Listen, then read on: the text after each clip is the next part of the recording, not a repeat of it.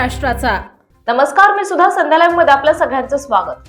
पुण्यात भाजप आणि एकनाथ शिंदे गट शिवसेनेची युती कधी होणार आणि जागा वाटपाचा फॉर्म्युला काय असणार, यासोबतच उमेदवारांची यादी कधी जाहीर करणार, या सर्व प्रश्नांकडे लक्ष लागलंय।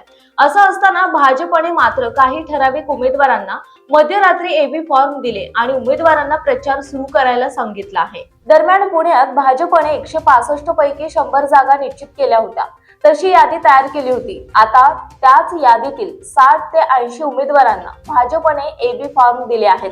एकीकडे भाजप शिवसेनेच्या युतीबाबत शंका असताना, जागा वाटपावरून तडजोडी सुरू असताना भाजप आपला सेफ गेम खेळून पक्क्या उमेदवारांना प्रचारासाठी मोकळी करून दिली आहे।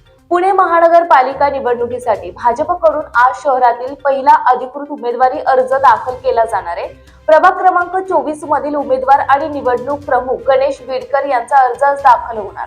यावेळी केंद्रीय राज्यमंत्री मुरलीधर मोहोळ, उच्च आणि तंत्र शिक्षण मंत्री चंद्रकांत दादा पाटील, आमदार सुनील कांबळे, आमदार हेमंत रासने आणि शहराध्यक्ष धीरजजी घाटे उपस्थित आहेत।